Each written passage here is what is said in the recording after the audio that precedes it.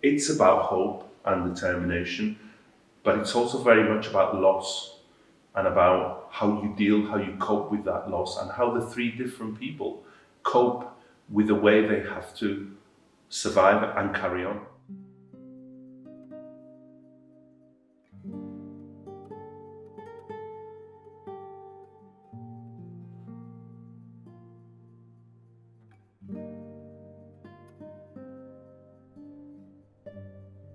I came to England in 1975 in February.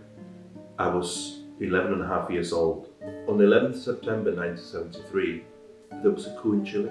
The president was killed, and then they went about arresting, torturing, and killing thousands of people.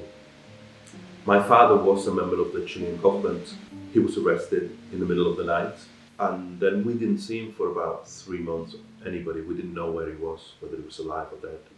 When we got on that plane, when we left Chile, in my mind, it was like my family that was left there had died, because as far as we knew, we would never see them again. I spoke no English, none of us really. My mother was the one that spoke the most, and it was very little. And we were just thrown into a world and a life that was completely alien to us. And then I was put into this school where I was the only person that wasn't white, that wasn't English. My parents always had this kind of sense of, it'll change, it'll be up soon, and we will go back. So they were never, for a long time, they were never, putting roots down. But at the same time, I wanted to, to fit in. And then slowly, because of that, and as I grew older, and I went to secondary school, which was a really mixed school, there was kids from all over the place. I used to think I lived in two different worlds, but it was actually three worlds.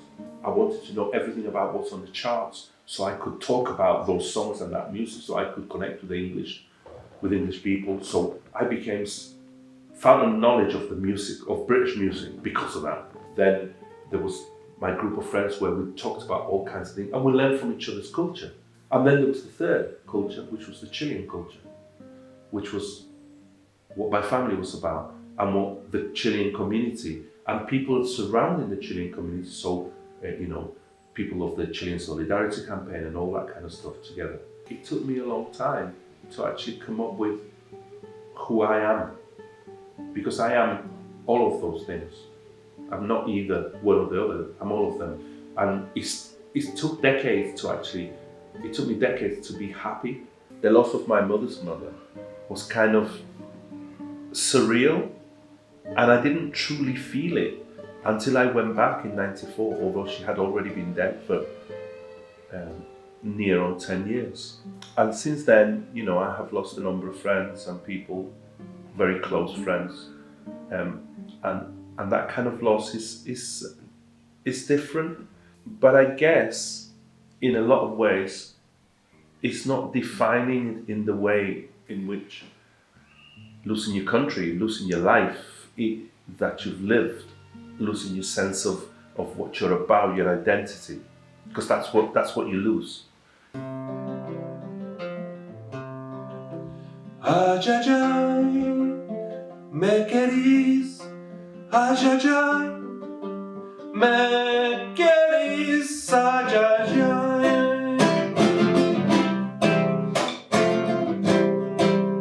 Cuando amanezco con frío, prendo un cigarro de Habana y me caliento la cara con el cigarro encendido. Ay, ay, ay, me querís, ay, ay, ay, me querís, ay, ay, ay. Voy a hacer un cigarrito, si acaso tengo tabaco. I've had some amazing experiences and opportunities. I've been in different parts of the world where I've worked with different people. Because of my experiences, I have worked with a lot of young people who have had issues of identity, all kinds of issues of loneliness, of loss, where myself and a number of other people, we use our experiences to help them and to work with them. My journey, I guess, now is very much about sharing my experiences, be creative, be positive, and move on in life.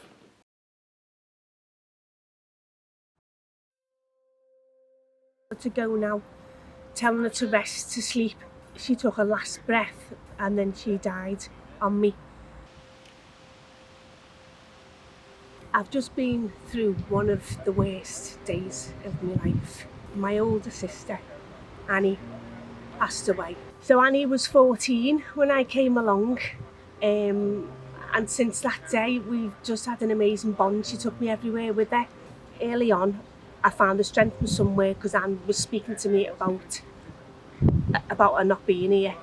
So when that first happened, when we first started to talk about Anne not being here, I found myself going back to my car and just collapsing in floods of tears, myself being strong for Anne. But then I feel that as the last 3 years have gone on, I did get stronger and stronger. I'm really, really going to miss her, and I have been missing her. It's a bit of a double-edged sword. Because she was suffering so much, she must have went down to about 3 stone when she finally passed away, and her breathing was terrible. Part of me was willing for her to go, but then the other part of me just didn't want to let her go. Great, let me go. And I sat with her from the Friday night until the Sunday morning at 20 to 9 when she passed away. She was on oxygen and everything, but I was having conversations with her. I kept running back in saying, I love you, Anne. You've been an amazing big sister. And she'd say, you've been an amazing little sister. When my mum died and when my sister Anne died, is total despair. My mum had a great life and died when she was 83. And then Anne died when she was 68, which I feel she's been robbed. I am going to be going for some counselling, but more for the fact that I can't get the pictures out of my head about how Anne suffered. I also started to suffer panic attacks when my mum died, and they were very frequent, and they brought on bad asthma attacks and I ended up in hospital. I felt the same panic attacks coming on since Anne died, but I'm able to deal with them and I know what to do, and hopefully I'll learn to cope about losing Anne better than I did how I coped about losing my mum. I've got to carry on and got to live my life the best I can for both of them, because that's what they want, and I'm determined to do that. It's been 5 years and I'll never forget what happened, but I think I've made my peace with it. I was kind of trapped in this little whirlwind of gloom. I wasn't going anywhere and I wasn't doing anything, and I had no real purpose for getting up in the morning and no reason to be happy.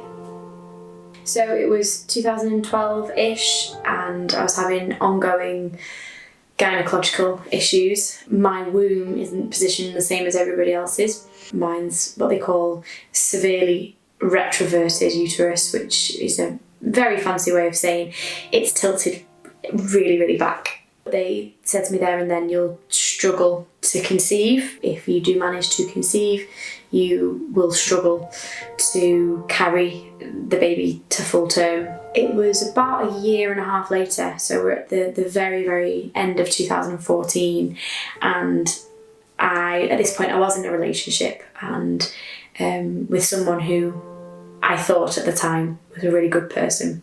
I found out 2 days after my friend's wedding, where I was a bridesmaid, that it wasn't just a really, really bad hangover, that I was pregnant. I didn't think much of the appointment that I'd had a year and a half earlier, but I did know in the back of my mind that probably at some point I was going to be very disappointed when I did want to start a family and I wouldn't have that choice. So suddenly I was given that opportunity. When I was 12 weeks, I had a scan.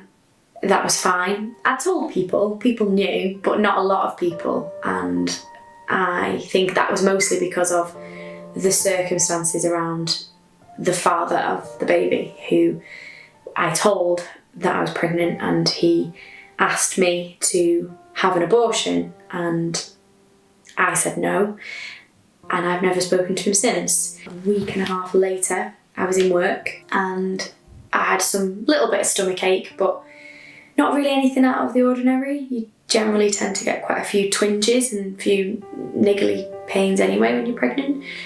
Went to the toilet and I saw I had a little bit of blood in my knickers, and I came out and I was a bit like a deer in headlights. I didn't know what to do. Nobody ever tells you what to do in that situation. I went to the hospital. They carried out a few tests. They tested my wee, tested my blood. But it was a Saturday, and in England we don't have scanning facilities at a weekend. They are only available Monday to Friday. So they did everything else apart from the obvious, which is to have a scan. I ended up looking online on my phone, and I found there's a clinic in Manchester that did private scans. Because of the fact my womb is positioned the way that it is, abdominal scans did nothing for me. You could hardly see anything. So I always had to have what's called a TV or a transvaginal scan, which is like a little, almost like a camera that they put in you. When they did that, it sort of took my breath away, and I thought, if that's painful, it shouldn't be painful. In front of me on the wall there was this huge screen which was linked to the little screen of her computer here, so I could see everything that she's prodding and poking, and there was definitely a baby on there, but it wasn't moving. And as we were leaving, there was a girl coming in who'd been sat in the waiting room waiting when we were there, and she was with a boyfriend or a husband, and you could see a bump, so she was further on than me. But she was, I assume she was there for a gender scan. And as we were leaving, the lady who'd been in the scan room with me, so the ultrasound technician, sort of shielded her from me, like it was catching, like she was kind of, I don't know, like she was trying to shield her from seeing the reality of what I was dealing with, and that she shouldn't be subjected to that. Ended up to text both of my sisters, told them, they were absolutely gutted. What I didn't realise was the second week of December, as my Christmas present, they'd paid for me to go to that exact scan clinic to have a gender scan. I just felt like there was nothing for me to do.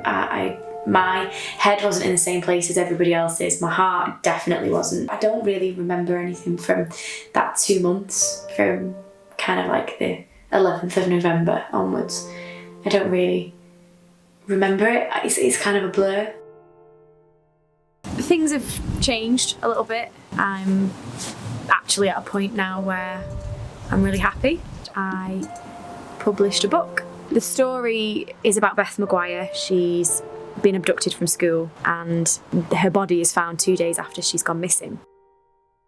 Has never really come to terms with what happened to her sister. My granddad died last year, so I do have an understanding of grief outside of my miscarriage. I would definitely say my loss 5 years ago has shaped Sophie's loss in the book. There's a bit where she talks about the feeling of it being too much but not enough, and that was based on me. There's always going to be there's always going to be something missing, because there's a part of you now that doesn't exist. Something that I won't forget what's happened, but it doesn't have to be what defines me. When he felt the pain, he knows it's time to find a way to get back home. Way to get back home.